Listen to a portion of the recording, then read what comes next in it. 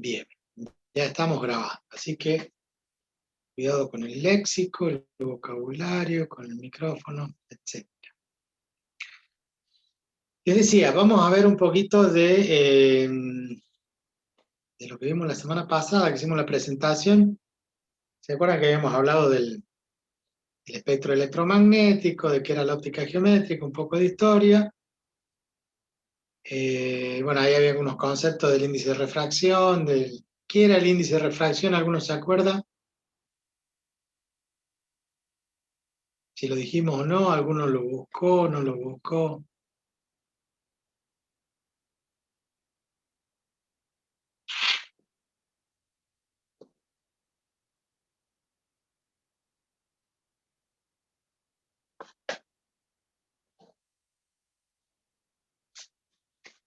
Nadie sabe, nadie contesta.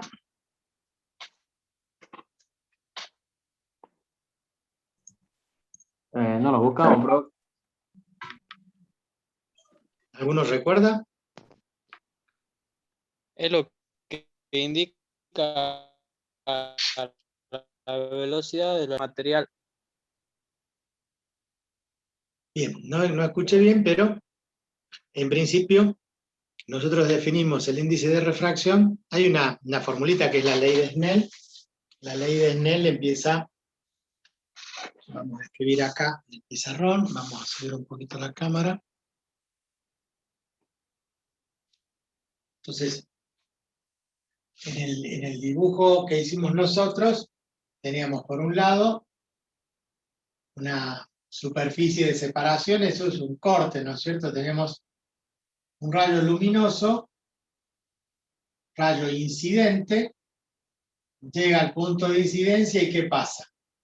Y puede refractarse, para lo cual en ese punto determinamos una línea perpendicular. Esa línea perpendicular a la superficie es la normal.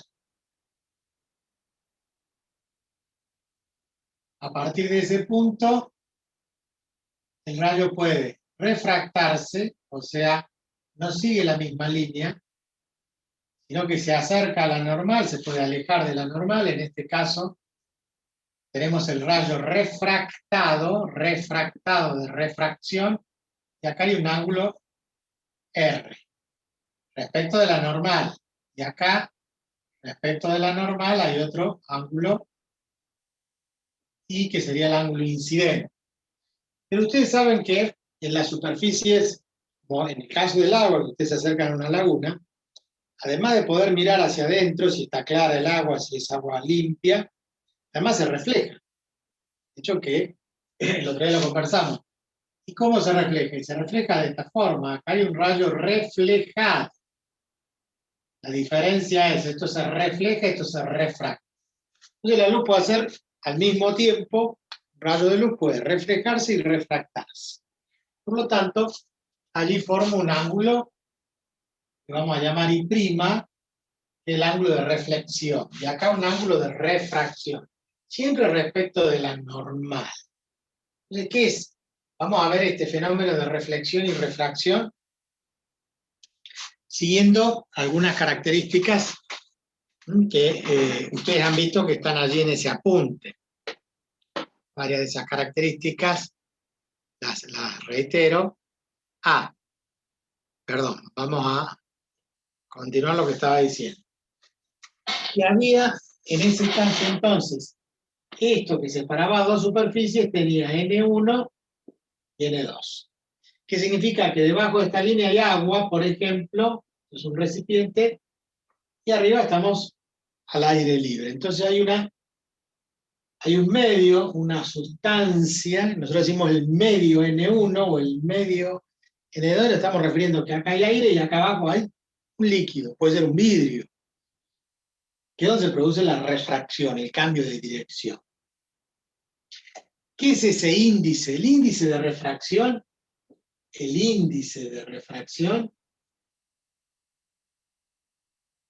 se obtiene como el cociente de la velocidad de la luz sobre la velocidad de la luz en el vacío dividido la velocidad de la luz en ese medio. Entonces, si ustedes recuerdan, la velocidad de la luz es de 300.000 kilómetros por segundo. Y por ejemplo, si vamos a poner en esos dos como la relación entre la velocidad de la luz y la velocidad en el medio, N2, y si esto es agua, a los químicos les gusta poner H2O, si esto es agua, la velocidad en el agua, hemos dicho el otro día en una tablita, yo les mostré, era de aproximadamente 225.000 kilómetros por segundo. Que no es siempre así, depende de si es agua dulce, agua salada, etc. Pero ahí, ¿qué pasa? Si ustedes dividen en la calculadora 300.000 dividiendo 225.000, van a ver que les da 1,33. ¿1,33 qué? Y 1,33, nada. Nada en el sentido que no llegamos con él.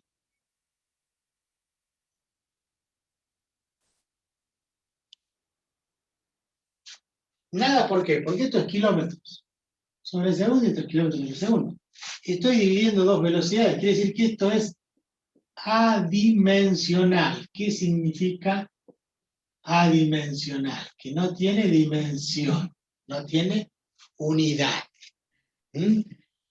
Eso es adimensional. Tiene una dimensión, longitud, peso, velocidad, masa, etc. Hay una unidad para esa dimensión. Cuando es adimensional, recuerden la palabra a, es negación, o sea, es ausencia. Decimos es normal, y cuando decimos es anormal es porque no es normal. Entonces el prefijo de negación es adimensional. Entonces, el índice de refracción es adimensional. Y en la fórmula, la ley de Snell dice que N1 por el seno del ángulo incidente es igual a N2 por el seno del ángulo refractado. Ley de Snell. N1 es en el aire la velocidad en el vacío dividido la velocidad en el aire. Son casi iguales y se toma en el aire aproximadamente igual a 1. Porque no hay diferencia, pero no son iguales. Casi iguales. En cambio, N2 tiene otro valor de índice, 1,33. El índice en el aire se puede asumir como que es 1,01 o 1,0001. Entonces, multiplicado por el seno de este ángulo incidente va a ser igual a este otro índice N2 multiplicado por el seno del ángulo R, que es el refractado. Esa ley de Snell tiene que ver con este fenómeno de la refracción, de que cambia la velocidad en el medio. ¿Se acuerdan que el otro día dijimos, esto pasa, esto no es que pasa, esto nos vienen enseñando a nosotros desde hace años, ¿no? A ustedes en la primaria les ponían el sorbetito y les decían, miren, parece que está quebrado, o les ha llamado la atención un montón de veces el hecho de ver cómo se desvirtúa la imagen respecto de un objeto, ya sea a través de espejo o a través de lentes. Y cuando uno es chico, por curiosidad, les debe haber pasado cuando entraron a una pileta, mirarse los pies y verse deforme, los dedos gordos, o ver que una persona parece más petiza dentro del agua. El hecho es que la refracción es el cambio de la velocidad de la luz en ese medio. ¿Y cómo explicarlo? ¿Cómo hacer una analogía para que interpretemos qué es la refracción? Ustedes vieron que si yo tengo mirado de arriba, ¿no? Acá tengo cerámico, el piso, y acá tengo una alfombra china.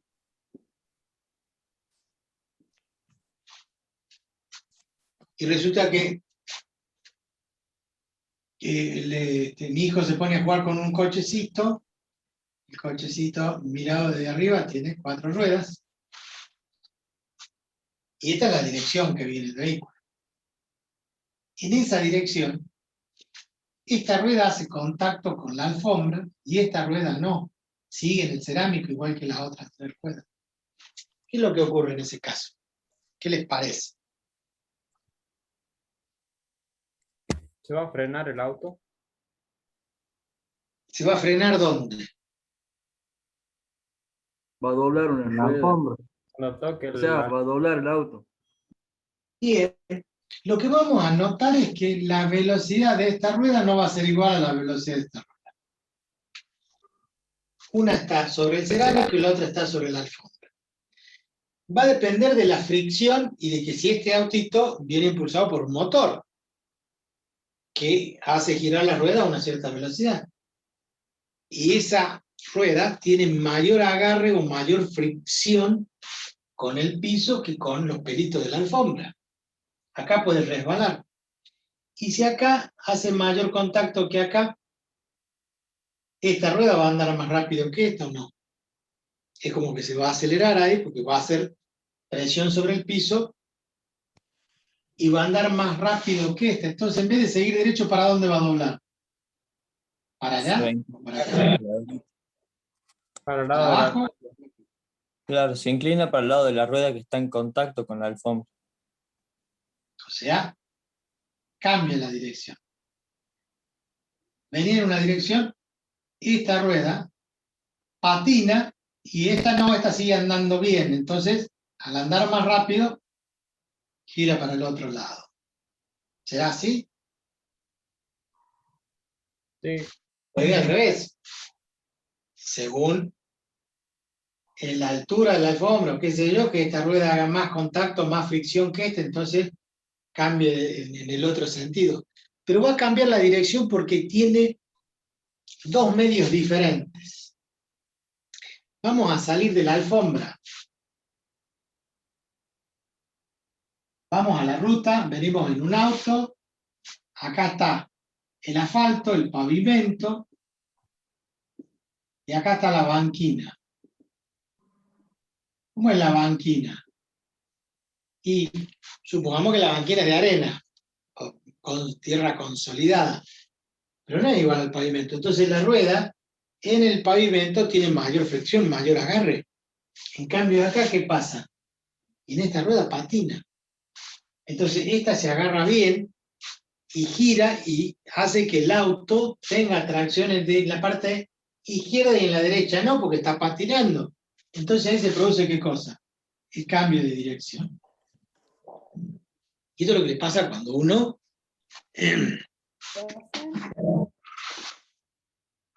a ver qué dice ahí.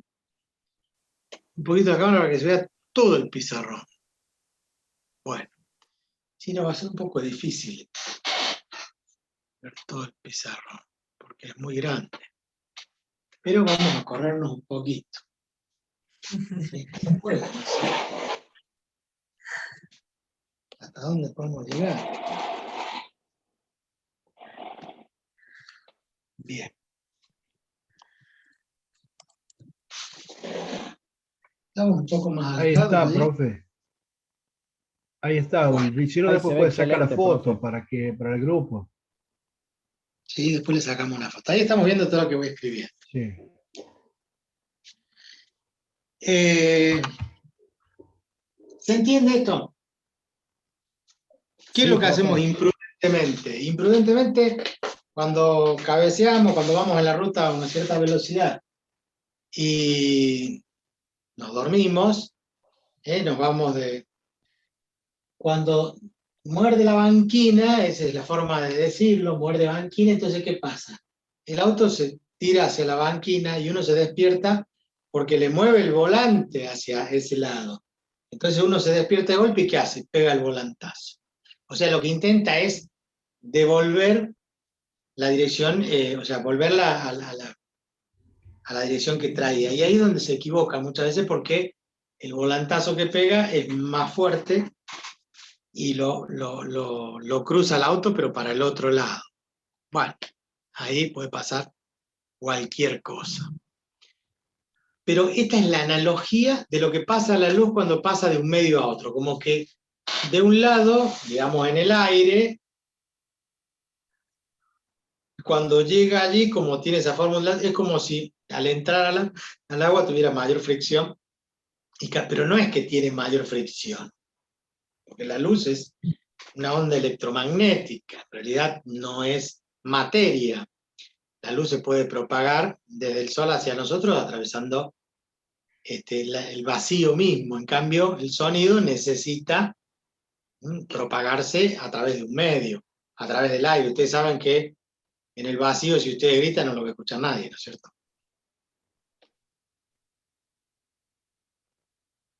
Por eso, la velocidad, ¿en cuánto vale la velocidad en el sonido? En el aire.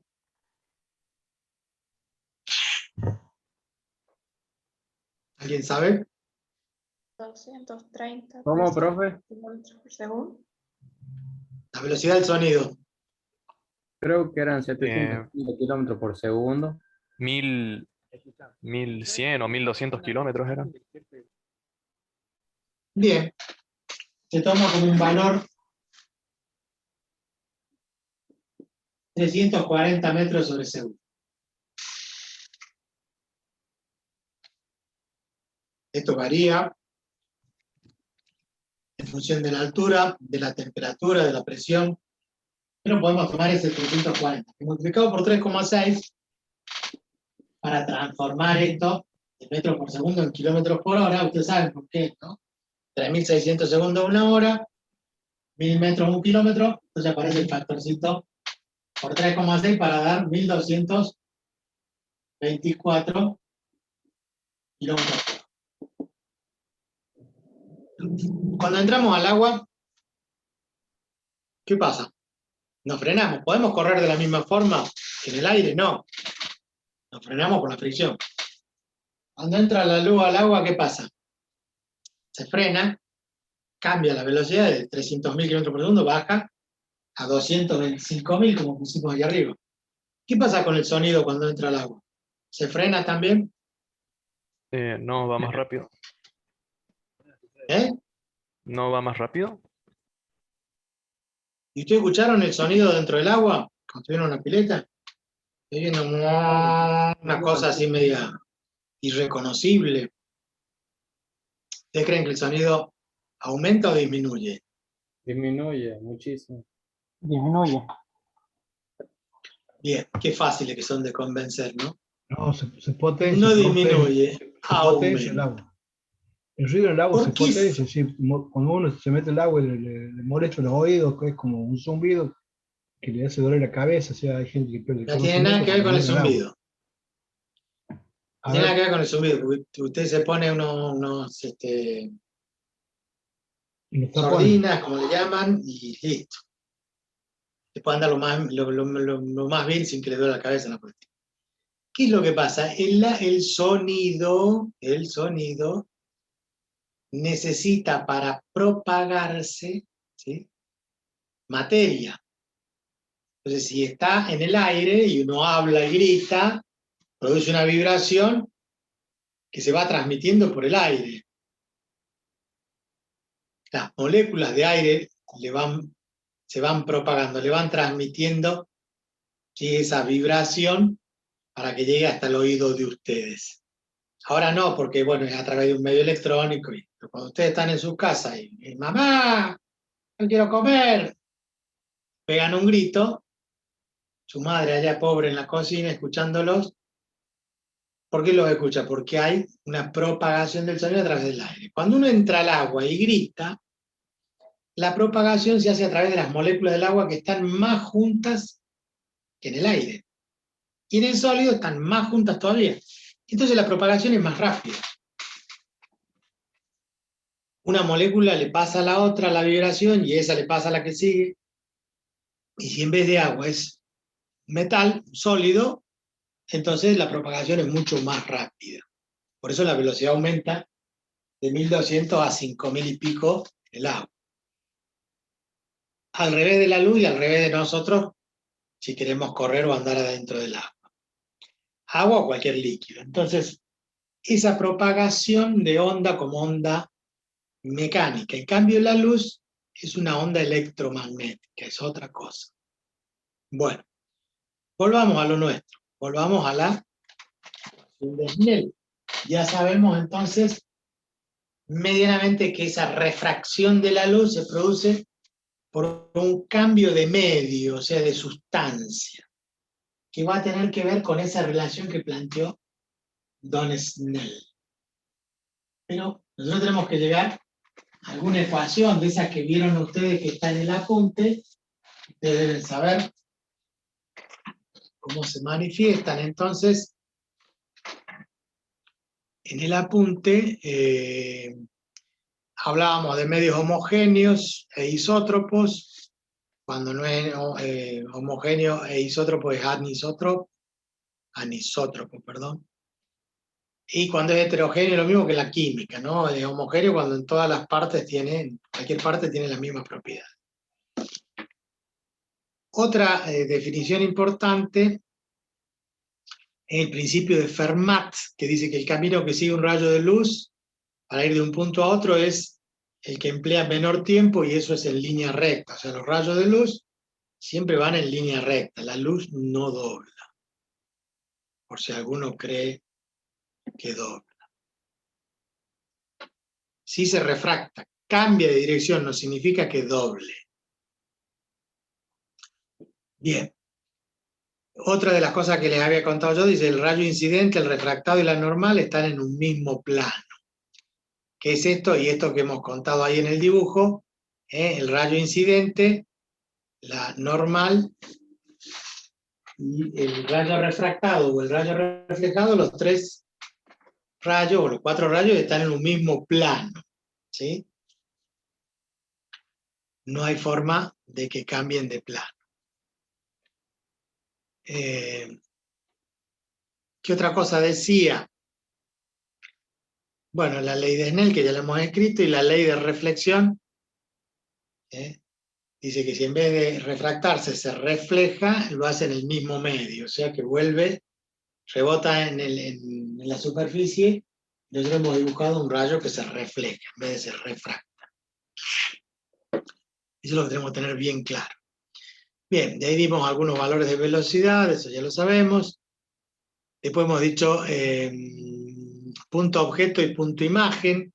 Cada vez que hablemos de un objeto, vamos a estar hablando de que si acá hay un objeto, lo vamos a decir este objeto con la letra O, por ejemplo, y del otro lado vamos a ver la imagen, y esto le vamos a llamar O'.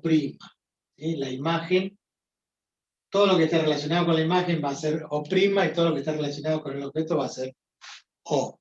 Así también vamos a tener la distancia que hay a la superficie de separación con la letra S y la superficie de separación con la imagen, que lo vamos a llamar S'. Eso vamos a tener, siempre que tenga prima, el S', A', F', todo lo que sea con la prima, es respecto de la imagen. Todo lo que sea sin la prima es respecto del objeto. Una de las cosas que en el apunte les puse yo ahí es que teníamos un sistema astigmático y un sistema estigmático. Cuando todo está bien, cuando tenemos una lente, cuando tenemos un espejo, y se forma lo que se tiene que formar de acuerdo a la marcha de los rayos, estamos con un sistema normal que es un sistema estigmático. Cuando no ocurre ello, y se ve deformada la imagen, se ve difusa, el sistema es astigmático, palabra que les debe sonar porque hay gente que, como yo, por ejemplo, que tiene la enfermedad de, aparte de la miopía, el astigmatismo. ¿De dónde proviene eso? De que nosotros vemos borroso porque la imagen de los objetos que se tienen que formar no se ven claros, entonces esa deformidad pertenece a un sistema astigmático, de allí la palabra astigmático. Después, bueno, pusimos que las imágenes pueden ser reales o virtuales, a qué le llamamos reales y a qué le llamamos virtuales. Cuando la marcha de los rayos reflejados o refractados forman la imagen, entonces es real. Cuando no lo forman los rayos reflejados o refractados, sino sus prolongaciones, entonces tenemos imágenes virtuales. La de un espejo común es una imagen virtual. ¿Qué es un espejo común? Bueno, ustedes saben perfectamente que tienen el espejo, está pulido de un lado, del otro lado no.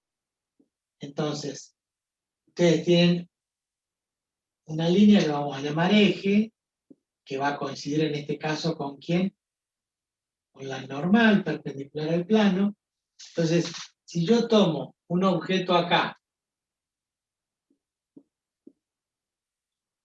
y un rayo de luz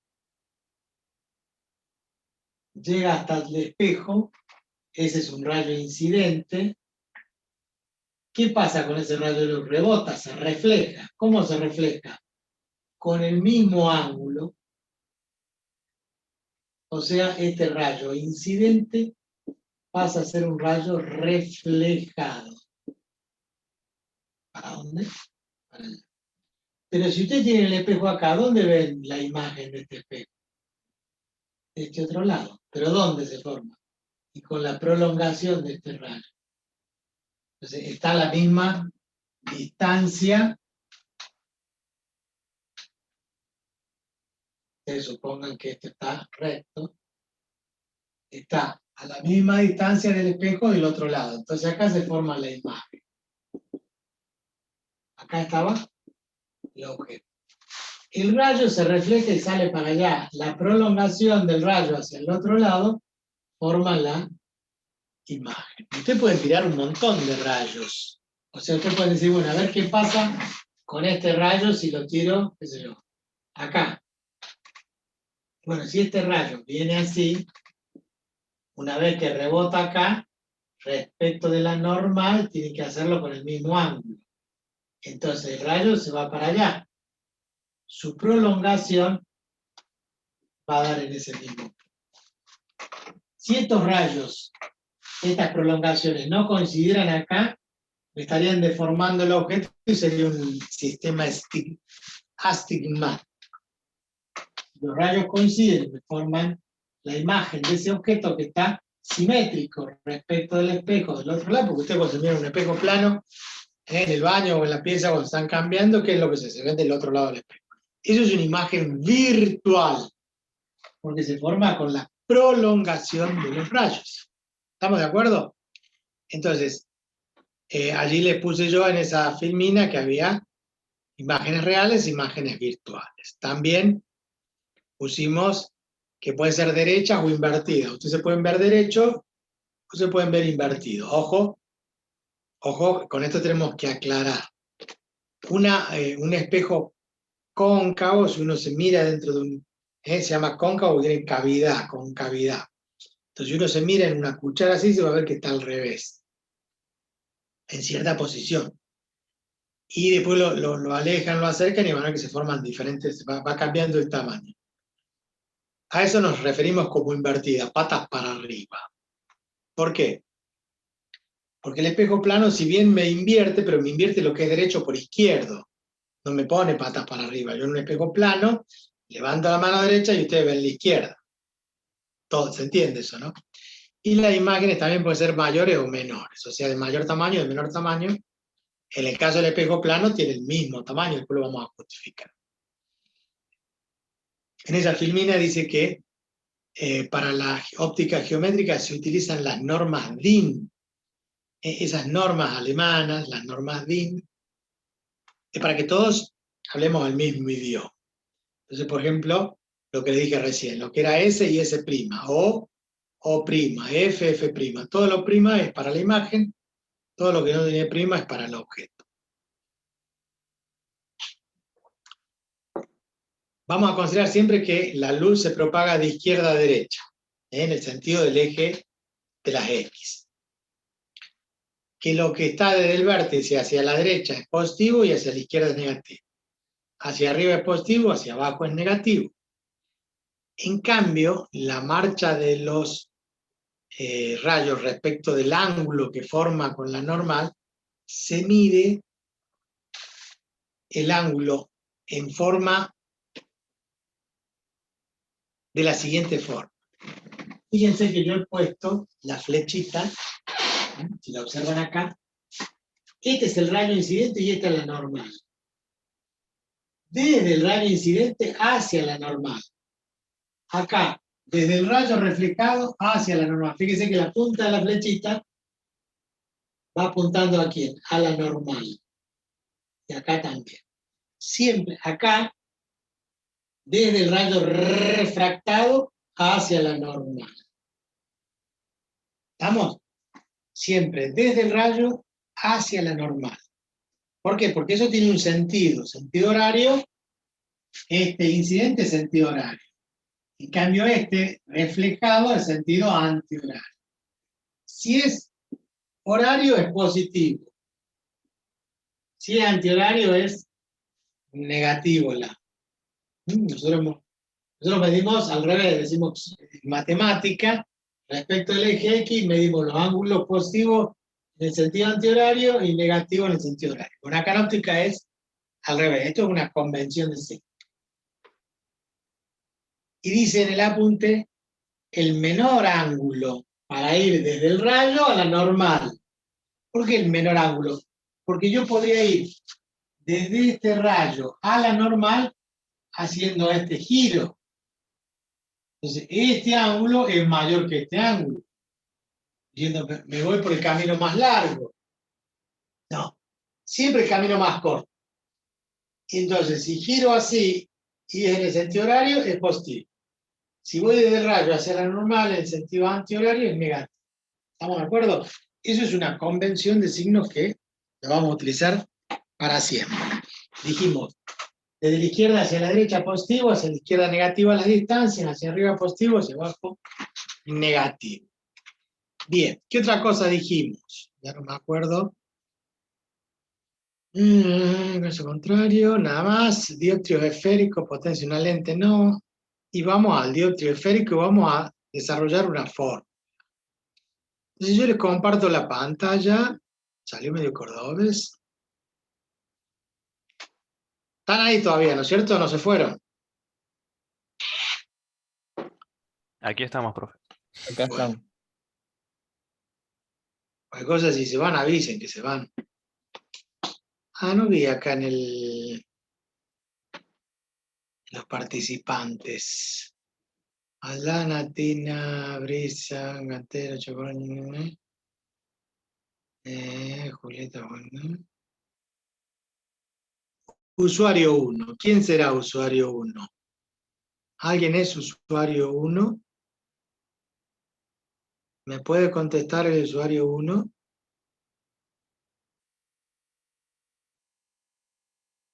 ¿Alguien figura como usuario 1?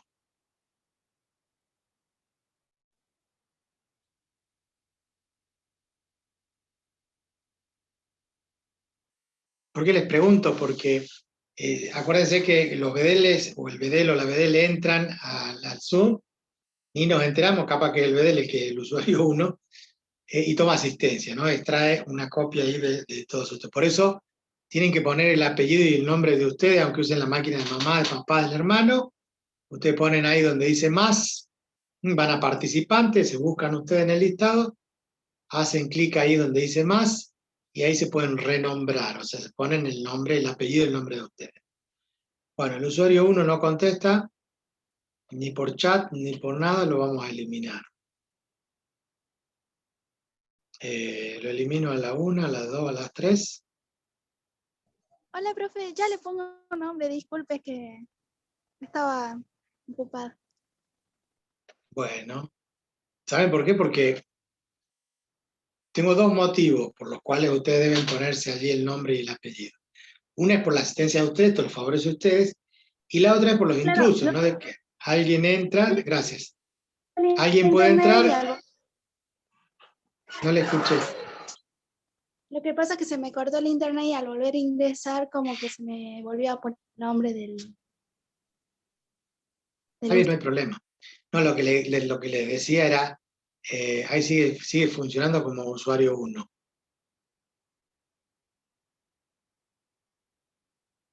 ¿No le puede cambiar el nombre?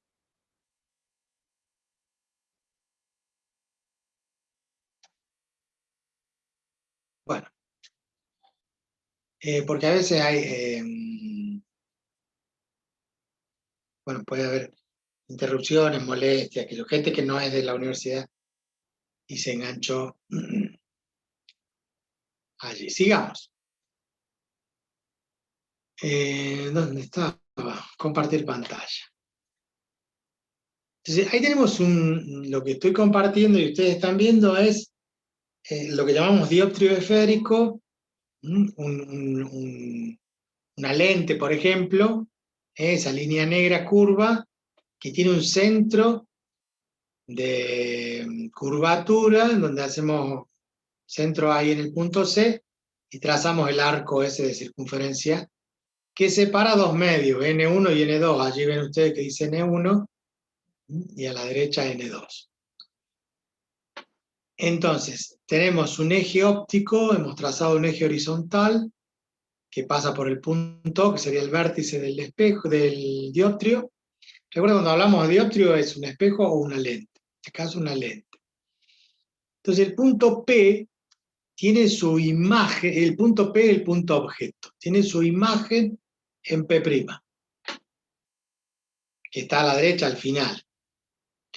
Entonces tenemos un rayo incidente que va hacia el dioptrio, llega al punto A, y allí se refracta, continúa el rayo rojo hacia la derecha hasta llegar a P'. ¿Estamos de acuerdo? En el punto A está la normal, que pasa por ¿dónde? Por el centro de curvatura. La línea punteada M, mayúscula, pasa por el punto C. Ese punto A es el punto de incidencia. Entonces, fíjense en que desde el rayo incidente hacia la normal tengo el ángulo I, y a la derecha el ángulo R de refracción.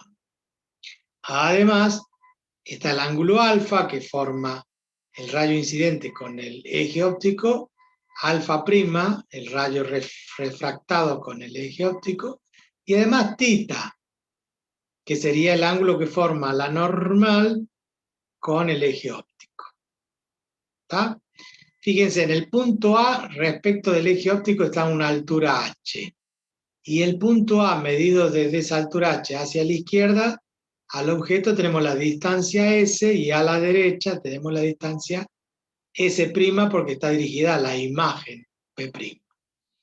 Entonces, con todos estos datos, nosotros pasamos a desarrollar una fórmula para encontrar la ecuación general del dióptrido esférico para rayos paraxiales.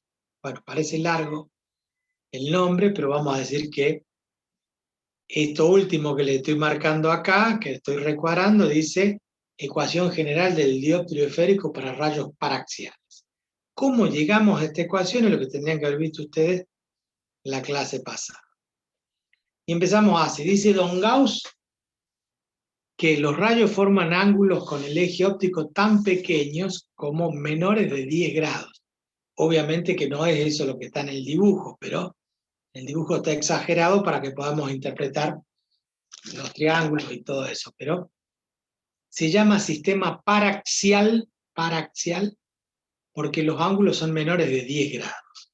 En ese caso, si los ángulos son pequeños, el valor del seno del ángulo es casi igual a la tangente del ángulo y es casi igual al ángulo.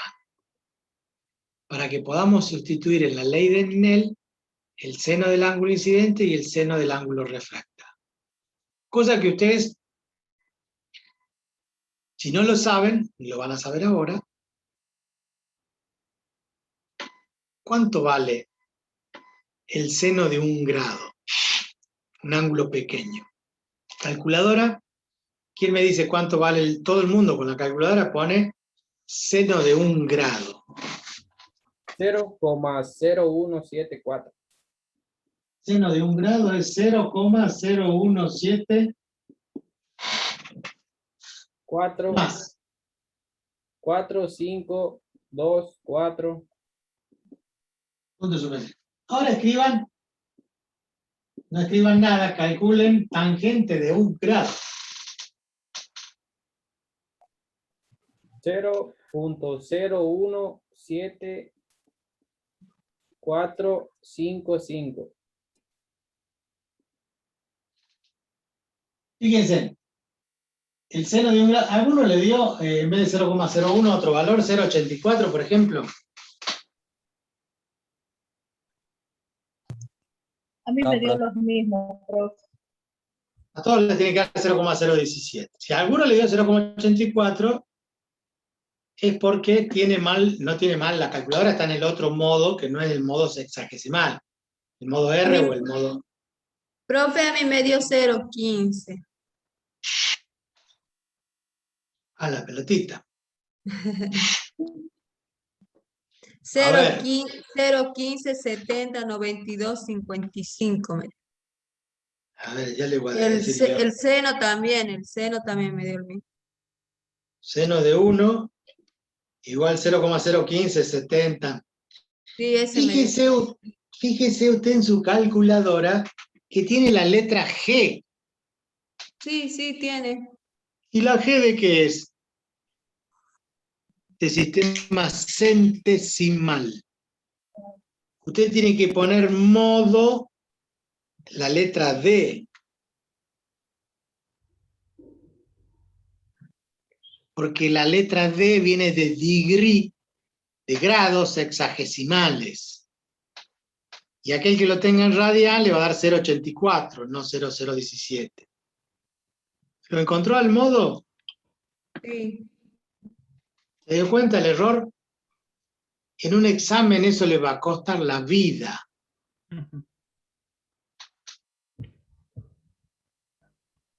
¿Entienden todos? ¿En qué modo me dijo que ponga, profe? La letra D o DEG. Sí, sí, ya lo puse, la D. Ahora calculo el seno de 1. Y ahora sí me da. Sí, está bien. Ahora sí.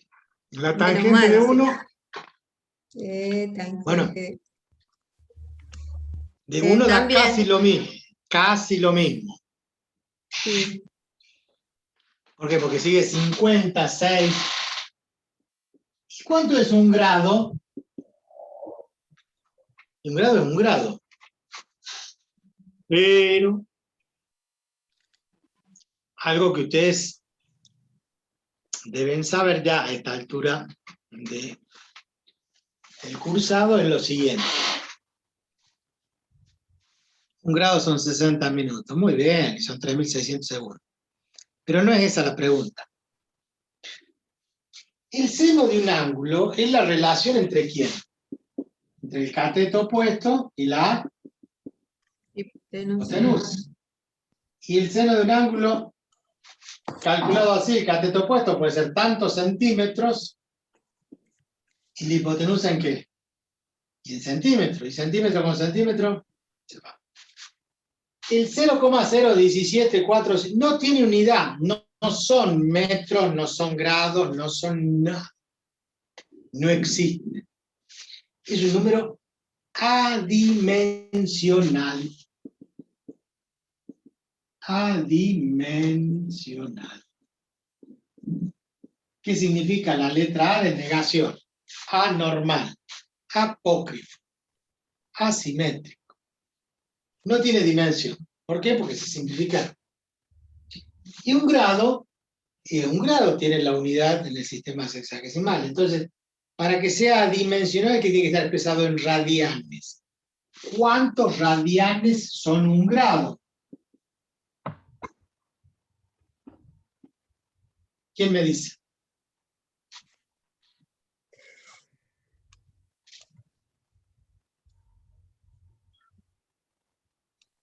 ¿Alguien me puede decir?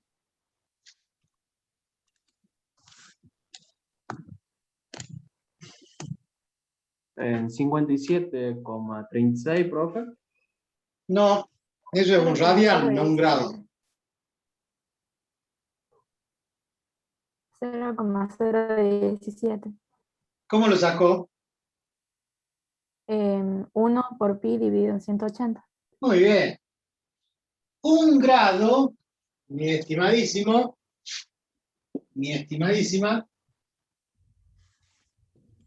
tiene que ver con la relación para pasar grados a radianes, que pi radianes son 180 grados. Entonces grado con grado se va, te hacen 1 por pi dividido en 180, ¿cuánto le dio? 0,0174532. O sea, que hasta acá son iguales. ¿O no? 0,01745, 1745, 17. Después, 24, 506, 32. ¿Dónde cambia? Décima, centésima, milésima. ¿Cómo era? Una décima, una centésima, 7 milésimas, 4, 10 milésimas, 100 milésimas, millonésima. O sea, que recién en la millonésima parte de la unidad cambia. ¿Se puede aproximar entonces que el seno del ángulo y la tangente de un ángulo pequeño y el ángulo pequeño medido en radianes son prácticamente iguales? Eso es lo que proponen para poder seguir trabajando y encontrar algunas ecuaciones.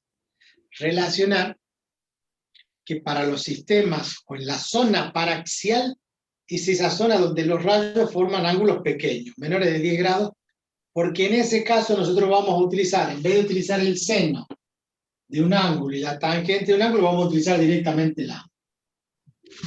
Si el ángulo es pequeñito, en vez de usar el seno de I, vamos a utilizar directamente el ángulo I. En vez del seno de R, vamos a utilizar directamente R. ¿Se entiende? Entonces vamos a tener esta ecuación que dice N1 por I igual a N2 por ¿quién? Por R. ¿Por qué? Porque hemos dicho que el seno es aproximadamente igual al ángulo y aproximadamente igual a la tangente del mismo. Eso es para los sistemas en la zona paraxial, para ángulos menores de 10 grados. Bien. Entonces ahora yo les hago el dibujito que está en el Power.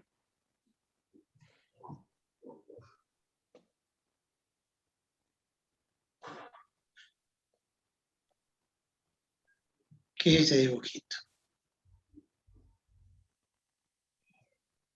Entonces, allí dice dioptrio esférico.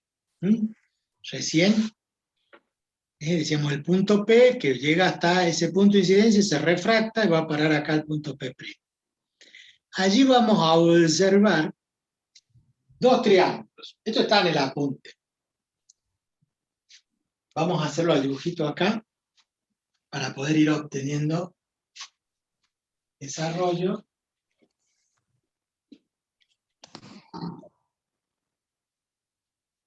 Esto no hace falta que yo le saque fotos ni nada por el estilo, porque esto está en el Power, en esto está todo mucho mejor, más prolijo que lo que hago yo acá en el pizarrón. Es más fácil. Pero en el desarrollo, quiero que entiendan, si no, ustedes van al video y va a ser más sencillo. Luego tenemos un eje óptico, un centro de curvatura. Teóricamente, nosotros con un compás trazamos eso, entonces tenemos N1 y N2. Acá tengo una lente, tengo un punto P, va al rayo incidente, llega al punto A, y perpendicular a la normal, desde a la tangente acá, tenemos la normal que va hasta el centro.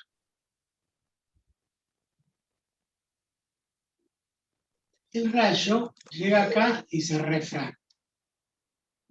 O sea, el rayo va a parar acá al punto P'. El objeto, punto objeto, se refracta y vamos al punto imagen. Este es el centro de curvatura, por lo tanto esta longitud es un radio R. Acá, respecto de la normal, nosotros tenemos, que no se está viendo el espejo, el dioptrio, ahí sí. respecto de la normal, entonces tenemos el ángulo incidente. Y desde el rayo hacia la normal, que es esta que coincide con el radio, en esta dirección hacia acá tenemos, ¿qué cosa? El ángulo refractado. La normal, como usted ve en el dibujo, está con línea punteada.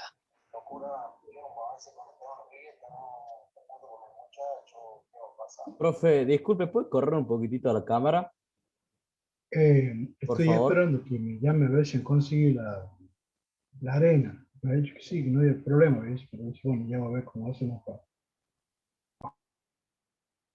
Desactivamos ahí porque está molestando. Entonces, punto P, punto A, punto P', punto C, y además del ángulo incidente y el ángulo refractado tenemos un ángulo alfa, acá tenemos un ángulo alfa prima porque es respecto de la imagen, alfa respecto al objeto, y además un ángulo tita. Fíjense, en el desarrollo para reemplazar I, para reemplazar R, hacemos lo siguiente, eso está en el apunte, pero lo razonamos así. Acá hay una altura H. Y respecto a esa altura, tenemos la distancia S, y hacia la imagen, la distancia S'. Bueno, la distancia por ahora no interesa, pero en un triángulo, ¿cuál usamos? El primero, PAC. Triángulo PAC. Resulta que la suma de los tres ángulos interiores del triángulo, ¿cuánto suman? 180. 180 grados. Pi radianes. Bien. Si suma 180 grados, entonces alfa más tita, acá tengo tita y alfa. Ahora este ángulo no lo sé. Ese ángulo lo podemos llamar beta. Pero yo tengo el ángulo incidente acá. Y este ángulo más beta, ¿cuánto suman? 180 grados, porque esta línea es la misma. Entonces la suma de estos dos ángulos de beta más alfa más I es igual a 180. Por lo tanto, beta vale 180 menos I. Entonces, más 180 menos I. O sea que si yo tengo este ángulo, hago 180 menos este ángulo y me da este. Este más este más este. Los tres, ¿cuánto tienen que sumar? 180 grados. Por lo tanto, 180 y 180 se cancela y el ángulo incidente es igual a alfa más tita. ¿Por qué? Porque está restando, pasa a sumar. En vez de poner I acá, voy a poner alfa más tita. Bueno, otro triángulo. A, P', C. ¿Lo tienen? Acá, ahí y ahí. El ángulo R más el refractado más el ángulo alfa prima, ¿a qué es igual? A nada. Este ángulo más este ángulo, que no sé cuánto vale. ¿Qué sé yo? Gamma. ¿Cuánto vale gamma? Y vale 180 menos tita. Entonces, más 180 menos tita. ¿Cuánto te queda la suma de los tres ángulos? Este más este más este, 180. 180 se cancela con 180. Entonces despejo R, y aquí es igual a R. A tita que pasa sumando y a alfa prima que pasa restando. Y como ustedes tenían escrito que N1 por I era igual a N2 por R, porque reemplazamos el seno de I por I y el seno de R por R. ¿Por qué? Porque para la zona paraxial, los ángulos pequeños, el seno es igual al ángulo. Entonces reemplazo I, alfa más tita, N1 por alfa más tita, igual a N2 por R. Pero R, ¿quién es? Tita menos alfa. Prima.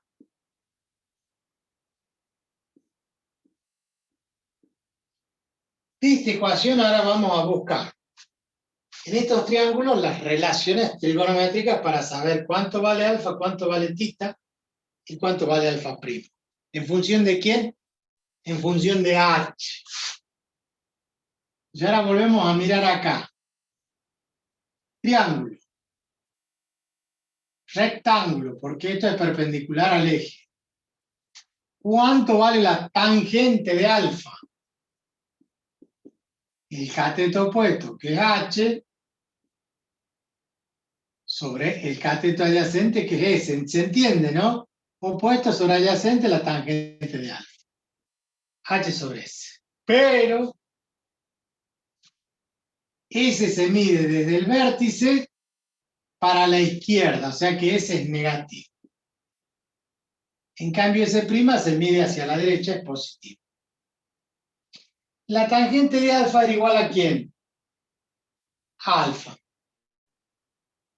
Porque hemos dicho que la tangente de un ángulo pequeño es igual al mismo ángulo. Recién lo hicimos para un grado. En vez de poner alfa, voy a poner h sobre menos s. Acá, n1 por alfa, que vale h sobre menos s. Más tita. Bien, este triángulo, también rectángulo, desde el centro. Esta es la hipotenusa, este es el cateto opuesto. Seno de tita. Cateto opuesto sobre hipotenusa. Cateto opuesto h. La hipotenusa, ¿quién es? El radio r. Pero el seno de tita, que es igual a tita. Entonces, tita, ¿cuánto vale? H sobre r. Tita vale h sobre r. Igual n2 por tita, que vale h sobre r, menos alfa prima. Acá está la prima. Alfa prima. H, P prima, cateto adyacente, alfa prima, ¿quién es? S prima. Cateto opuesto, H. Por lo tanto, la tangente de alfa prima, ¿a quién es igual? Al cateto opuesto, que es H, sobre el cateto adyacente, que es S prima. Y la tangente de alfa prima, que es igual a alfa prima. Y en vez de poner alfa prima, H sobre S prima.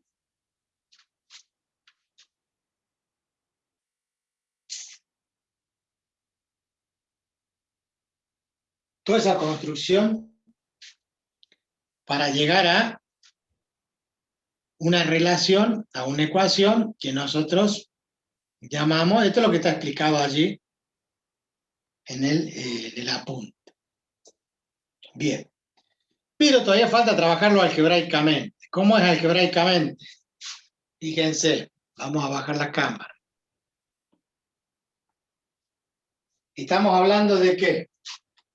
H, H, H y H. ¿Puedo sacar factor común H? Si yo saco H factor común, me queda 1. 1 y pongo el H acá afuera. Si yo quiero, lo distribuyo porque hay una suma. Dice H por 1 y H por 1. Acá puedo sacar factor común H. Si saco factor común H, queda 1. H por 1 y H por 1. Y esta H, si la paso dividiendo, se va a simplificar.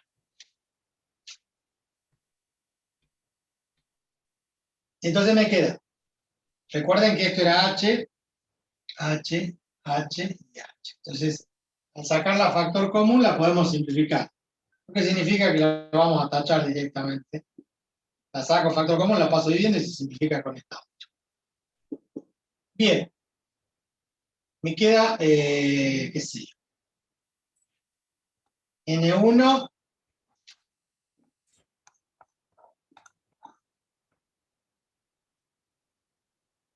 sobre menos S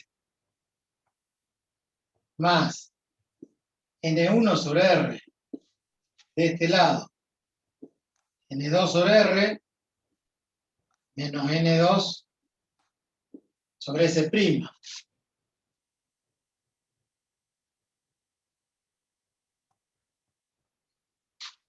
Este que está restando,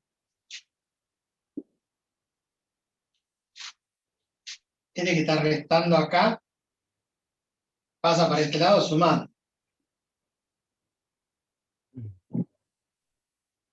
Y este queda restando. Profe,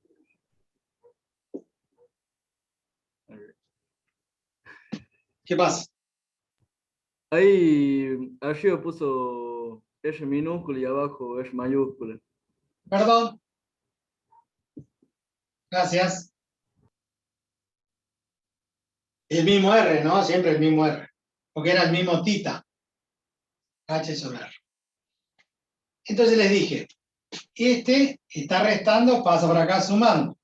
N2 sobre S'. Este es menos N1 sobre menos S. Más por menos menos queda negativo. Menos N1 sobre S. Igual este N2 sobre R y este N1 sobre R que está sumando pasa a restar. Pero el común denominador es R. Entonces me queda N2 menos N1. Esta ecuación, que es N2 sobre S' menos N1 sobre S igual a N2 menos N1 sobre R, es lo que le figura allí, el apunte, como la ecuación general del dióptrido esférico. La ecuación general del dióptrido esférico. Profe, disculpe, sí. ¿puedes sacar una foto y mandarla al grupo, por favor? Sí, pero a usted le conviene más el apunte. ¿Para qué quiere sacarle foto?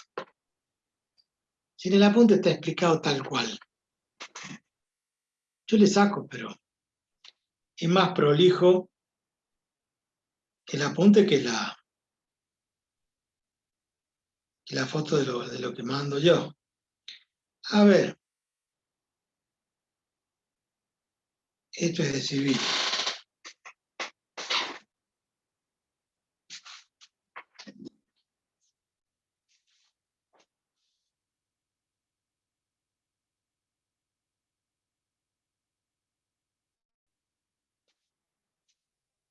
Bien.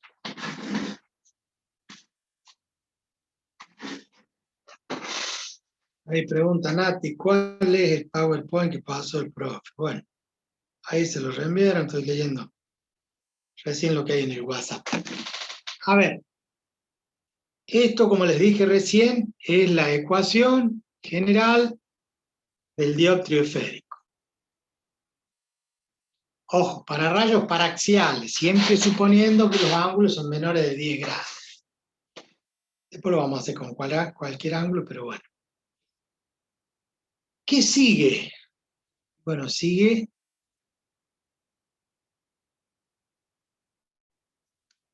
algo que es un poquito más complicado. Yo les comparto la imagen porque es más fácil que escribir en la pantalla. ¿Me están viendo, no? Dice, formación de imágenes en el dióptrido esférico. Partimos con la formulita que está allí, N2 sobre S' menos N1 sobre S igual a N2 menos N1 sobre R.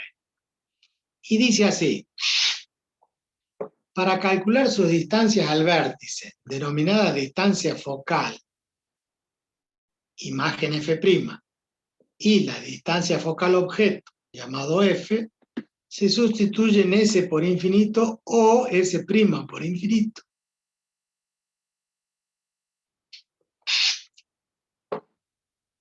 Acá tenemos que hacer primero un pequeño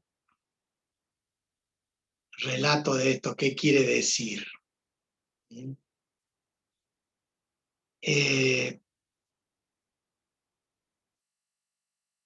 No veo las cámaras encendidas, no los veo. Y eso es como si estuviera hablando contra la pared. La veo a Julieta nada más, Natalia, ahora Francisco, Luis. Bien, así nos vamos conociendo. Hay algunos que son feos, otros son más feos todavía. Las chicas son muy bonitas. Pero bueno, así es. Dios nos hizo así, bellos como yo. Don José, no se enoje.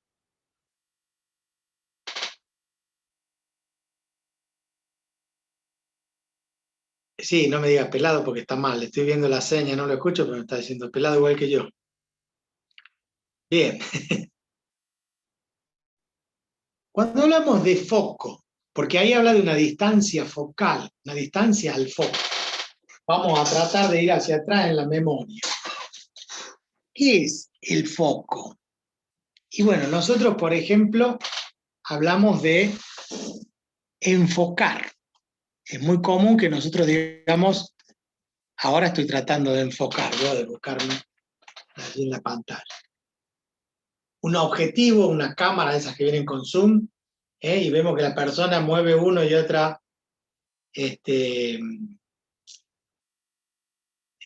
no me acuerdo, objetivo, que le llaman, o lente, y está enfocando. Nosotros decimos, bueno, enfocate. Vemos la tele y vemos un primer plano de un personaje y atrás se ve difuso, no se ve claro.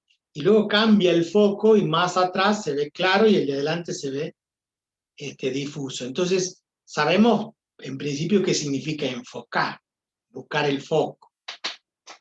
Y conocemos la palabra foco, de lo que es un foquito de luz. Pero ¿qué significa el foco en este caso en los dioptrios esféricos? Yo les relataba a sus colegas, compañeros de electromecánica, que ustedes saben buscar el foco de una lente.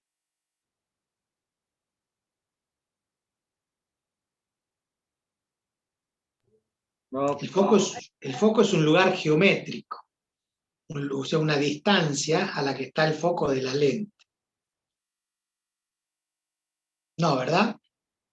Y si les digo una lupa, ¿qué creerán ustedes?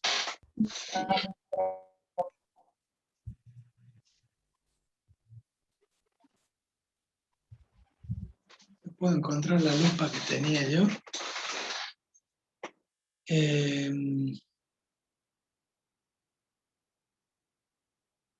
El foco de una lupa, ¿saben encontrar?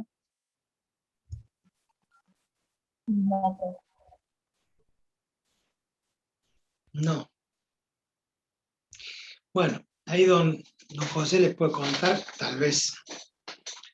Cuando nosotros éramos chicos, buscábamos el foco de una lupa quemando a algún niño. Le sosteníamos el brazo entre varios, poníamos la lupa, obviamente tenía que ser un día soleado, mucho sol. Entonces poníamos la lupa y empezamos a moverla la lupa, acercarla y alejarla, hasta que en algún momento veíamos un puntito amarillo y ese era el foco. Ahí se concentraban todos los rayos de luz del sol, hasta que empezamos a sentir ese olorcito a grasa quemada, así como de asado.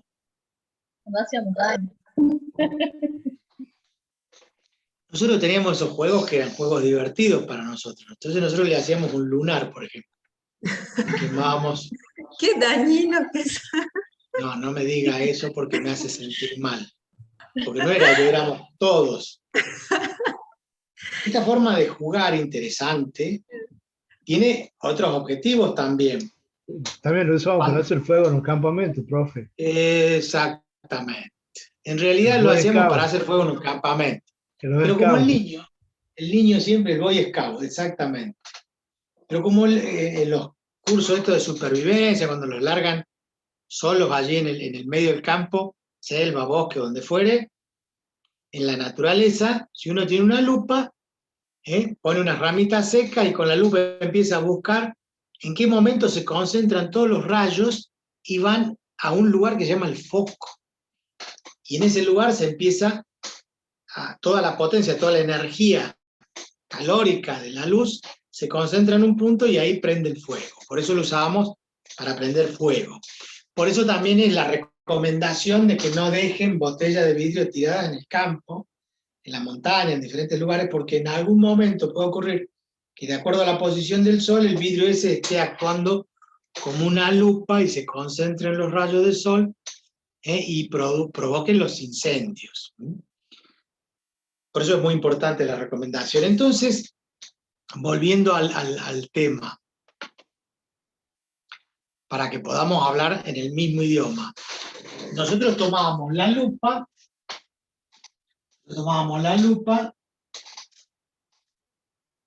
obviamente que esto está en perspectiva, como si fuera una cuchara, acá está el vidrio. Todos los rayos de luz que provienen del sol, nosotros consideramos que esos rayos, ¿cómo vienen? Paralelos entre sí. No son exactamente paralelos, pero con esto de la zona paraxial podemos considerar que todos los rayos son paralelos. Y una vez que atraviesan la lente, ¿qué es lo que hace? Hace que todos esos rayos converjan en un solo punto.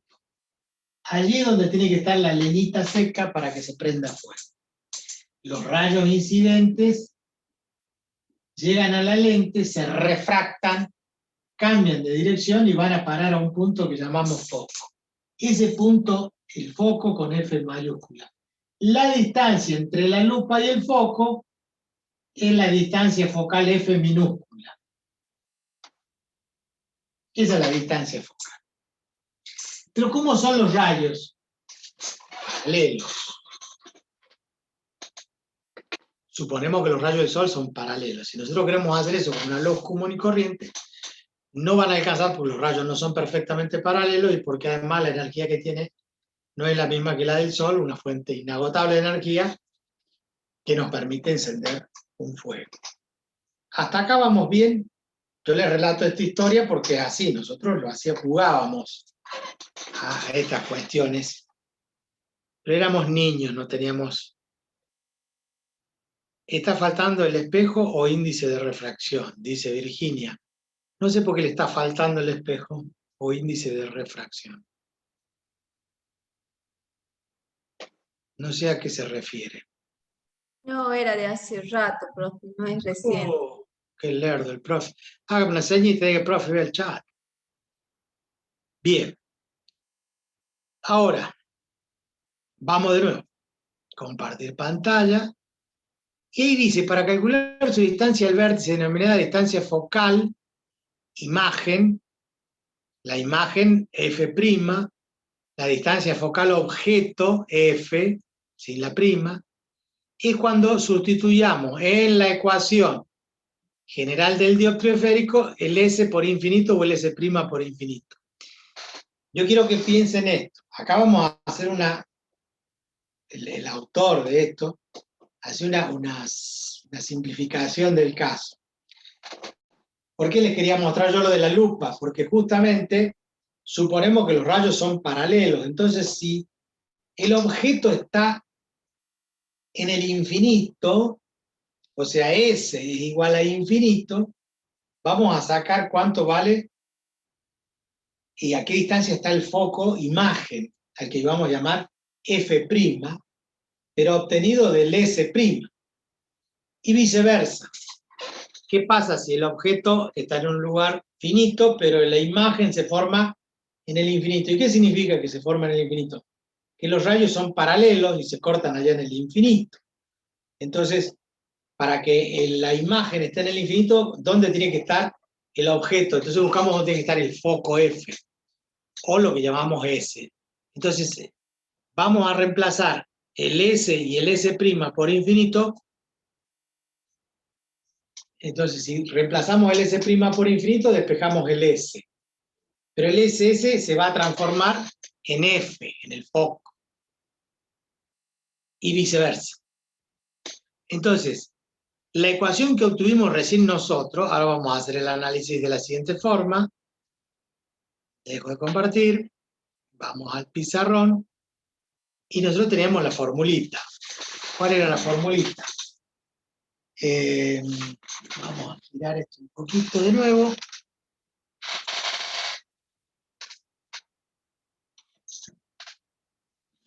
No me dejan ver ustedes.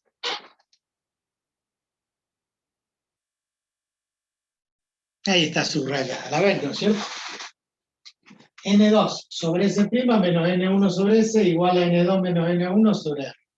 Nosotros hemos llegado, haciendo todo ese desarrollo matemático, a esta forma. Entonces yo digo, ¿qué pasa si S' tiende a infinito? Para aquellos que han hecho análisis matemático entienden qué significa que S' tiende a infinito. O sea, que la imagen se forma allá en el infinito. Infinito es, por ejemplo, allá en el Sol, 150 millones de kilómetros. Imagínense, 1,5, 1,4, 1,2, dividido en 150.000 millones de metros. Y algo sobre infinito, N2 sobre infinito, ¿el resultado cuánto es?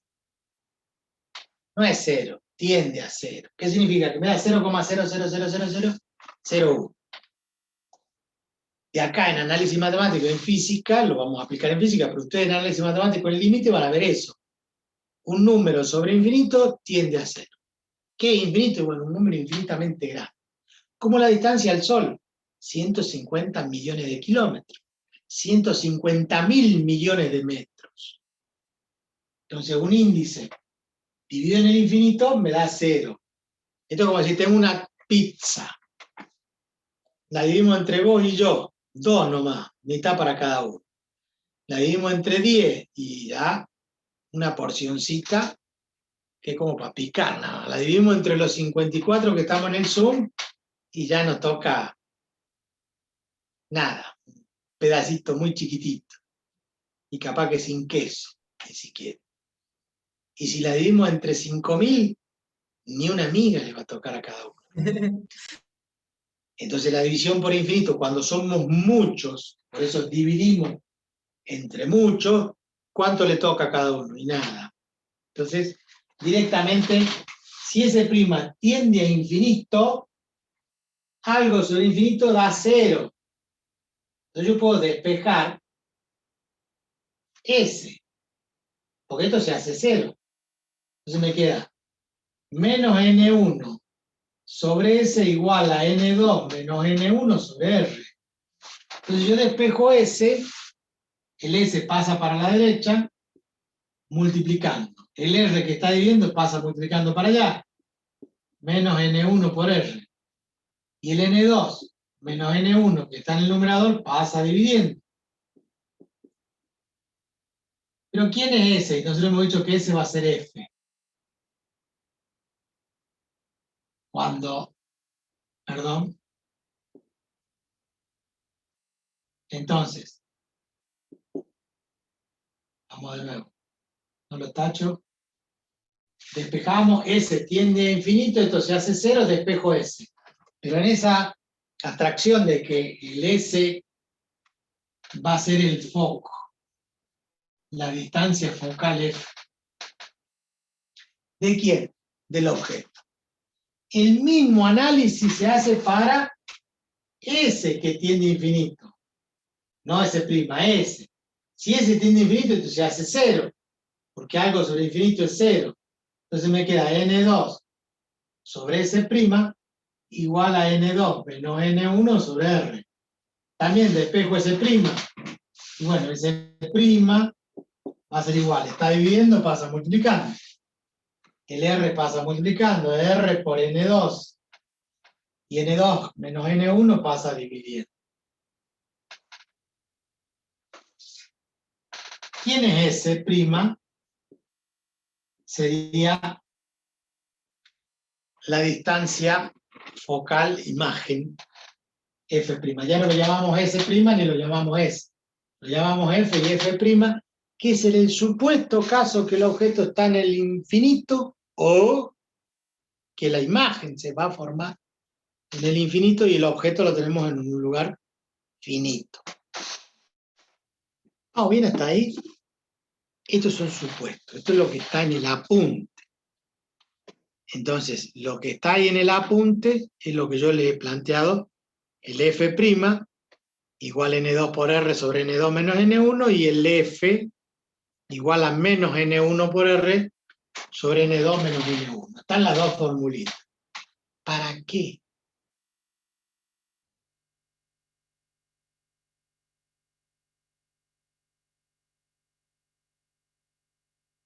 Y por ejemplo, dice dividiendo y sumando ambas expresiones se obtienen dos relaciones más. S' sobre S igual F' sobre F igual a N2 sobre menos N1, o F' más F igual a R. Bueno, eso no lo vamos a discutir.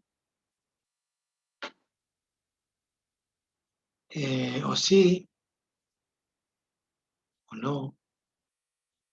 Dice dividiendo y sumando ambas expresiones. ¿Qué quiere decir? Dividen este F' igual a N2R y después divido en F. Lo hacemos acá, es cortito. Dividiendo miembro a miembro y después sumando ambas expresiones. Vamos a ver qué es lo que es eso. Dividiendo miembro a miembro significa que hacemos F sobre F'. O está al revés en el apunte. Perdón. ¿Y ahora qué pasó? S' sobre S. O sea, F' sobre F.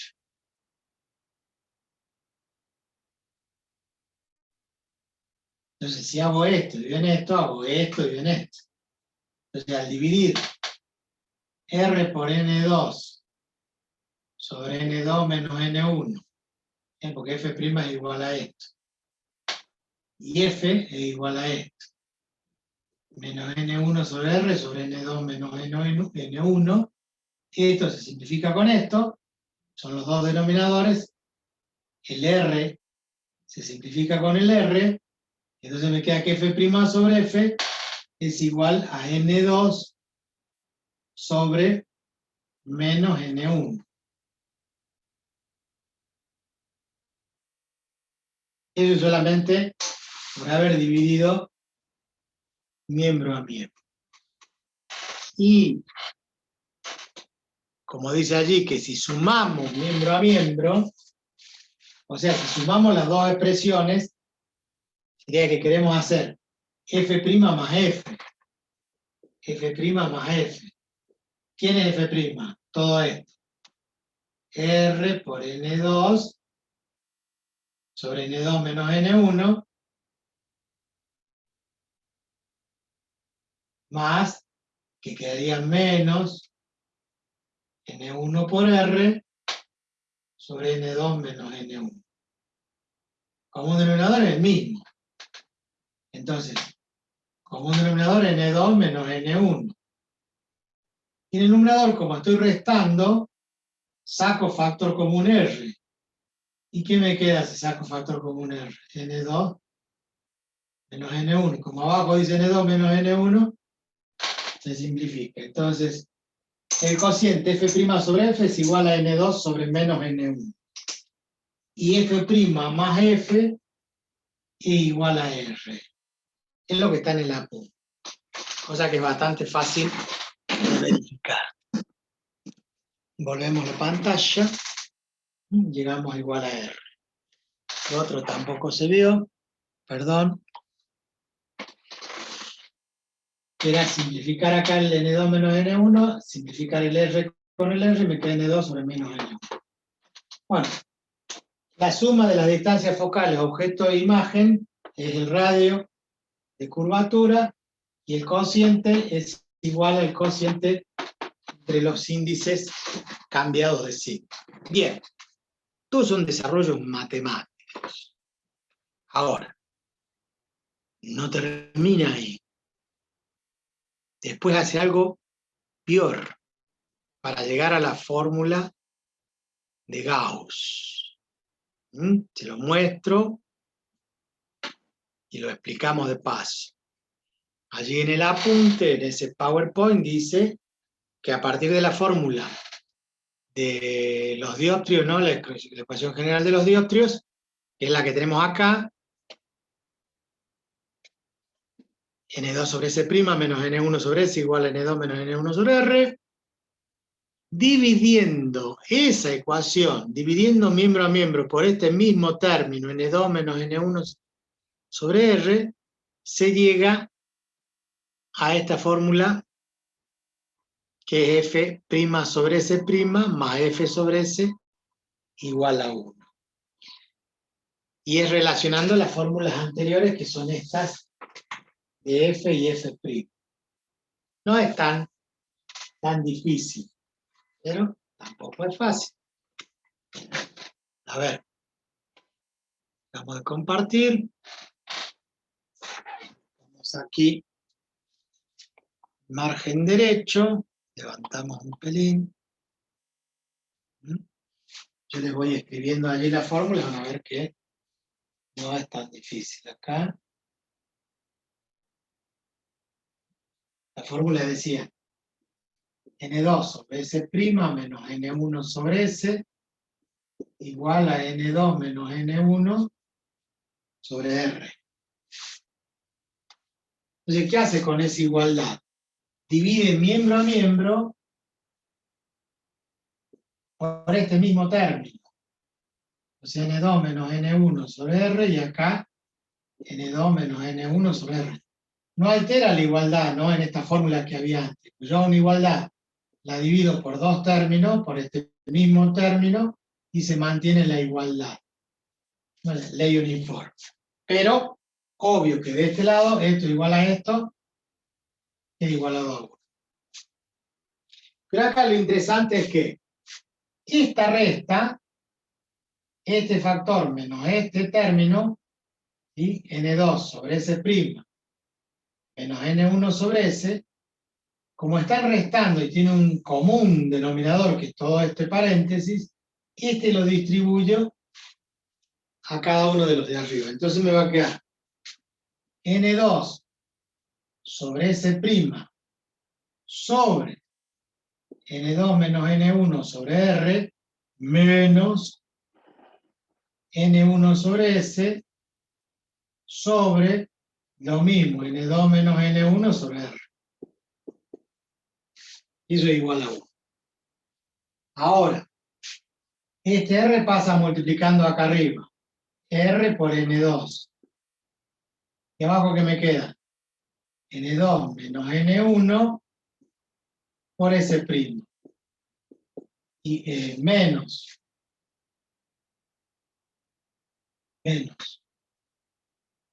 N1 por R, y en el denominador N2 menos N1 por S, igual a 1. Ahora, si ustedes miran un poquito a la izquierda,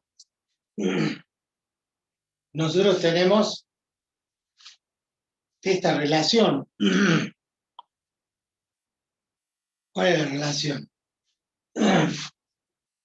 F que era igual a S, lo llamamos F, menos N1R sobre N2 menos N1, menos N1R sobre N2 menos N1. O sea que si yo reemplazo con el signo menos, se va a transformar en más. Esta parte es esto. Pero este menos con este menos se va a hacer más. ¿Y todo esto quién era? F. ¿Sobre quién? Sobre S. De todo esto es F. Y ahí tengo S. Y fíjense, esto que está acá, R2N2 sobre N2 menos N1, R por N2 sobre N2 menos N1, ¿quién era? Era el S' que pasamos a llamarlo F'. Todo esto es F' sobre S'. ¿Y cuánto da? F' sobre S' más F sobre S. Y esta es la fórmula de Gauss. Una de las tantas fórmulas que vamos a ver. Se llama fórmula de Gauss. Todos esos desarrollos, si bien yo los vengo explicando acá, están en el apunte. Ustedes los pueden seguir, ahora lo entienden. Profe, ¿Sí? Después le puedes sacar una foto al pizarrón. Ya le sacamos antes de morir. Si no, Bueno. yo borro todo.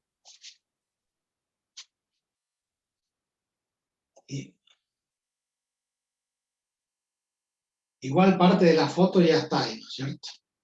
La foto anterior. Ahora la vamos a completar con esta otra parte.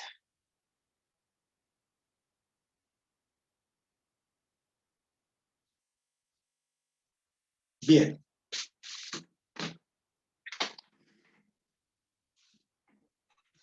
Todo esto es solamente toda una introducción para llegar a una fórmula un poco más trabajada.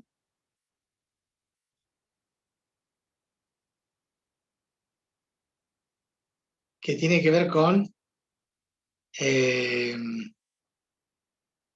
todo esto nos va a llevar al final a esta fórmula.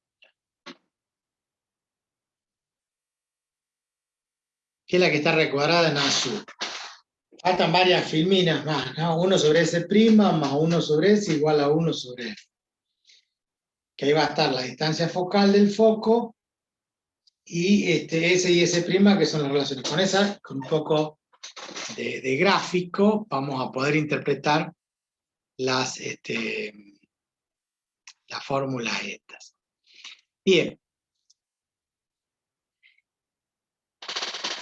A mí en este punto me interesa saber cómo se sienten. Si están sentados o están parados. ¿Están sentados? ¿Entienden lo que estoy desarrollando? Profe, yo muy poco, la verdad. No entiendo mucho. Yo no. Bien.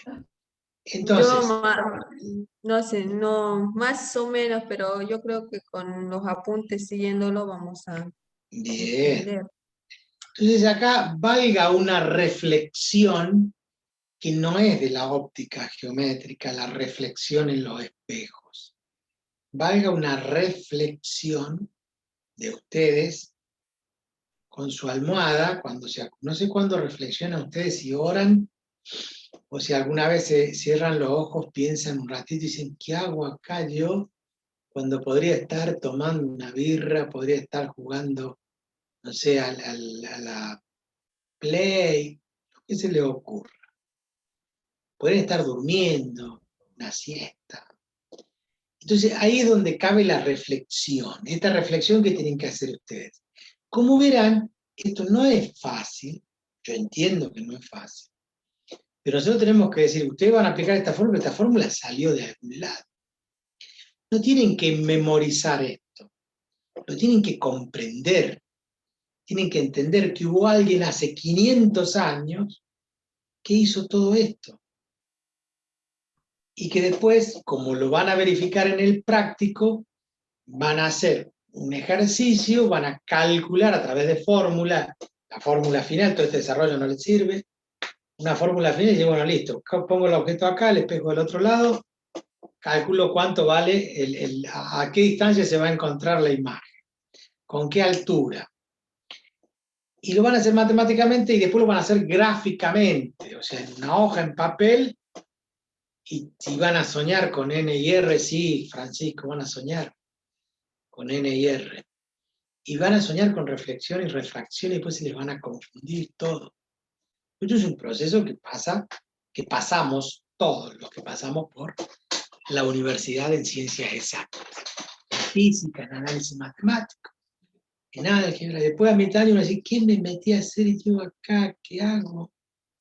Y ahí vienen las dudas existenciales. No se preocupen. Hoy tienen todas las herramientas. ¿Cuáles son las herramientas? Bueno, después van a subir el video en la página. Tienen el apunte. Entonces ustedes pueden volver acá hacía tal y tal cosa, acá esto otro. Lo que me interesa es que lo entiendan, que comprendan el proceso que lo lleva a él. Hay mucha matemática, hay mucha física. Dentro de la física hay mucha matemática. Y esto es una de las cosas que nos cuestionaron, que nos cuestionan a los... Yo no soy ni físico ni matemático, esto es siempre una pelea. Yo doy álgebra, soy matemático. Doy física, soy físico. Sin embargo, hay una línea muy delgada ahí para cruzar de un lado al otro, donde se critica mucho que se matematiza la física. O sea, le hacemos hacer cálculos matemáticos, desarrollos matemáticos. Y sí, así nació la física.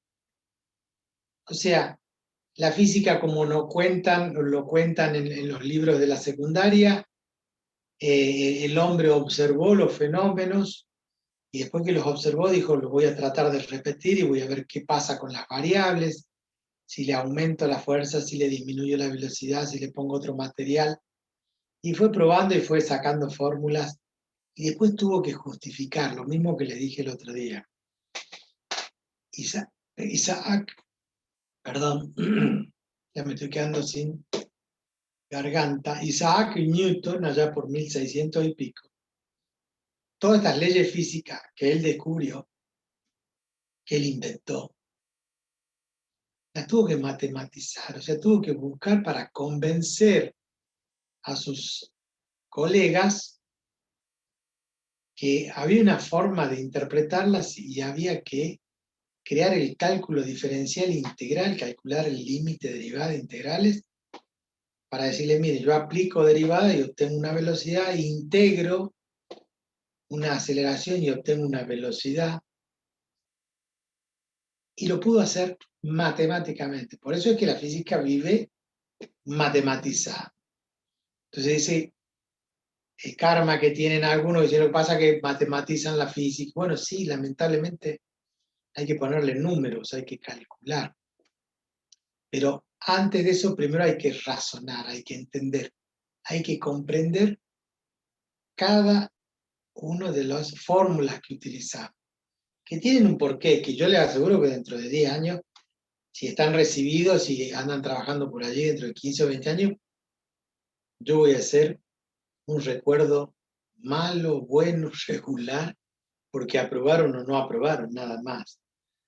Tal vez algunos se acuerden y dice, profe, yo entendí física con usted, entendí matemática. Alguno que otro, el resto, bueno, yo siempre comento a mis alumnos y a mis pares y a todo el mundo que yo engendro este amor u odio. Amor y odio. Hay algunos que me entienden porque aprueban y creen que me entienden. Y hay otros que me odian. Y es natural. Y yo lo comprendo. No me enojo por eso. Pero, como les dije recién al comenzar la charla, hay que reflexionar. Esto es así, esta es la física, y así van a ser, no todos los temas, hay algunos que son mucho más fáciles, pero hay mucho desarrollo. Y para eso tengo que saber bien matemáticas, para eso tengo que saber lo que le damos en el curso de ingreso. Tengo que saber sacar factor común, tengo que saber distribuir, no distribuir, saber, cuando uno le va explicando, estos pasos no se los pueden acordar, yo no me los acuerdo de memoria, yo tengo que consultar con el apunte y los voy guiando, porque nadie puede aprenderse de memoria esto. En realidad hay cosas que sí, porque hace 30 y pico de años que las enseño. Pero hay otras que son un poquito más largas, más tediosas y hay que recordar. Pero acá hay que razonar, hay que comprender. Y para eso, en esta reflexión que yo les pido, es, tiene razón el profe Páez, le tenemos que dedicar más tiempo a la universidad, a las clases, a leer, a releer, a hacer los ejercicios. Lo mismo que le dije la vez pasada.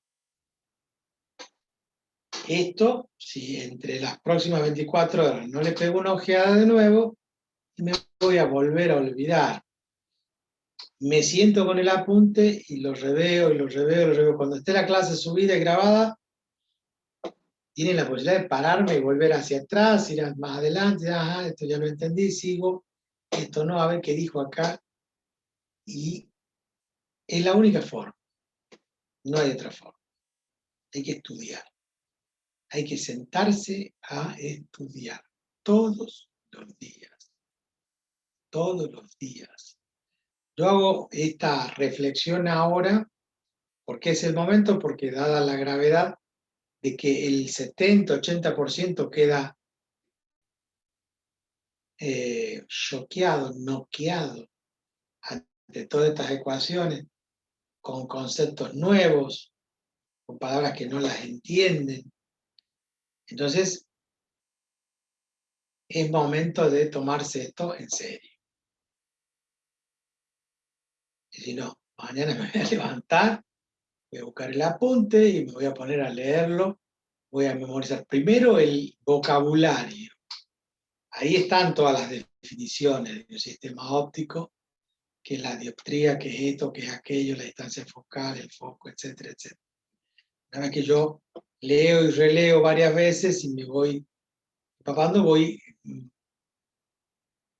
absorbiendo, tratando de hacer mío el lenguaje técnico. Así en química, y así en física, y así en análisis matemático. Eso es una partecita, que es hablar el mismo idioma. Luego, ya sí, poder razonar algunos desarrollos matemáticos y entenderlos, interpretar que lo que estoy haciendo, lo que estoy viendo que hacen ahí en el apunte, lo entiendo, tiene lógica. Dividió, multiplicó, sacó, llevó, trajo. Para después utilizar una formulita. Después uno va a decir, bueno, pero en el práctico lo que hago es poner la fórmula y calcular. Sí. Pero después en el teórico, en el final, el profesor le pregunta, ¿y por qué? ¿Y por qué? ¿Y de dónde lo sacó? ¿Qué quiere decir? Nosotros cuando damos clase damos muchos ejemplos. Explicamos así como le expliqué lo del autito, lo del auto, lo del foco, de quemar a alguien. Todo esto le tiene que ir quedando. Entonces, ¿por qué? Porque cuando lo vuelven a releer, se acuerdan, el profe acá dijo tal cosa, etcétera, etcétera. Esto es lo que yo necesito que hagamos. Bien. Hasta acá yo pude desarrollar con los chicos de electromecánica. No quiero avanzar porque la semana que viene vamos a tener las dos comisiones juntas de 18 a 20. Para no interferir con las clases del otro grupo que tienen química a las 20. Entonces, la semana que viene vamos a arrancar a las 18 y vamos a terminar a las 20. Vamos a hacer 2 horas corridas de física. Para este viernes, no sé si vieron ustedes los cambios de horario, tengan cuidado, porque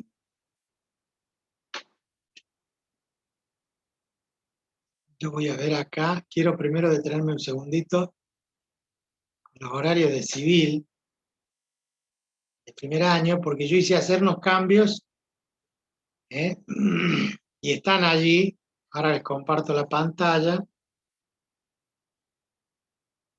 el horario de ustedes.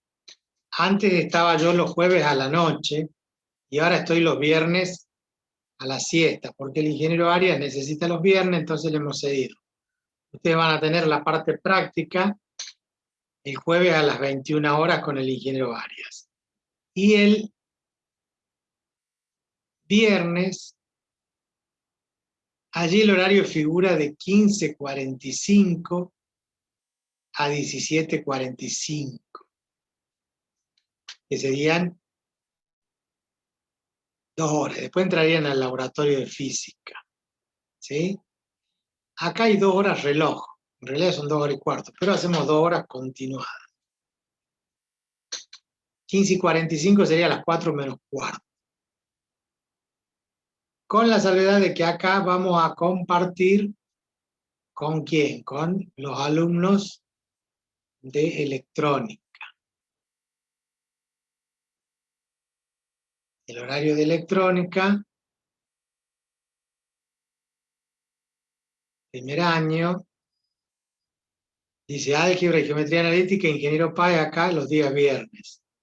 Entonces, este horario está puesto allí a las 16:15. Entonces, a estos chicos les vamos a avisar que tienen que entrar un poco más temprano. O sea, no a las 4:15, sino a las 4 menos cuarto. ¿Para qué? Para que estemos todos en una misma aula. Y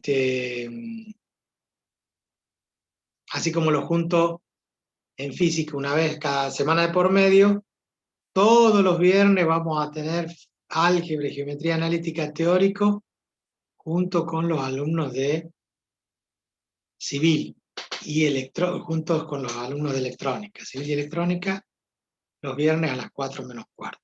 También ustedes lo tienen bien definido. Ahora les tengo que avisar yo a los chicos de electrónica que se corran media hora antes. Así hacemos la clase compartida. No avanzo más para que podamos continuar la semana que viene.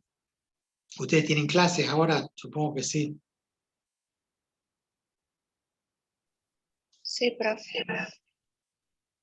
¿De qué tienen clases? Sí, con el licenciado Gandur, Ay, qué lindo, Ingeniería y Sociedad. qué lindo. Me imagino que le debe encantar que eso sea. A mí la verdad que sí. A mí no, porque no me gusta teoría. Le van a tener que... Es linda la materia, por supuesto que es linda. Lo que pasa es que ahí no hay nada de cálculo, es todo verso. Es la más fácil por el momento. Es la primera materia que rinde todo el mundo. Y yo me saqué una materia y van y le hacen, un poco de ruido ahí con los padres, diciendo ya rendí un final, me saqué un 9. Y rinden ingeniería y sociedad, y entonces, si los padres supieran, en cambio, si dijeran, no, mira, rendí análisis, álgebra, física, química, y otra historia. Pero bueno, hace falta. Lo social hace falta y muchísimo. Como así, ingeniería y sociedad también tienen inglés, tienen legislación, tienen materias que no son de las ciencias exactas, son de las ciencias sociales, pero que son muy importantes porque hacen a la formación del ingeniero. El ingeniero no es solamente una calculadora cuadrada que hace cálculo nada más, sino que además tiene que interactuar con el medio, con la sociedad, con otra gente, tiene que sacarse el miedo, saber hablar, saber presentarse, presentar informes, convencer a la gente de lo que uno hace, de lo que uno trabaja, y eso es muy importante. Vayan tratando de sacarse esto que nos catalogan siempre, de que como ingeniero es un cuadradito, ¿no? Es un cubo, que lo único que sabe hacer es cálculo y nada más, no. El ingeniero tiene que entender que además del cálculo hay una parte complementaria que es muy, muy importante. Por ejemplo, el marketing, saber venderse, poder negociar con el dueño de la empresa o con el cliente lo que le vamos a vender, lo que vamos a hacer. Por eso es muy importante la parte complementaria, más allá de las bromas que podamos hacer con ciertas materias. Pero bueno, denle mi saludo al ingeniero, al licenciado. Y nos estamos viendo, les doy el recrédito para que vayan a comer algo. Nos vemos el viernes, si Dios quiere. Hasta el viernes. Hasta el viernes, profe. Profe, hasta el viernes. Puede ser. Chao, profe, hasta el viernes. Cuídase. Hasta luego, Linda profe. semana. Nos vemos, profe, profe. el viernes.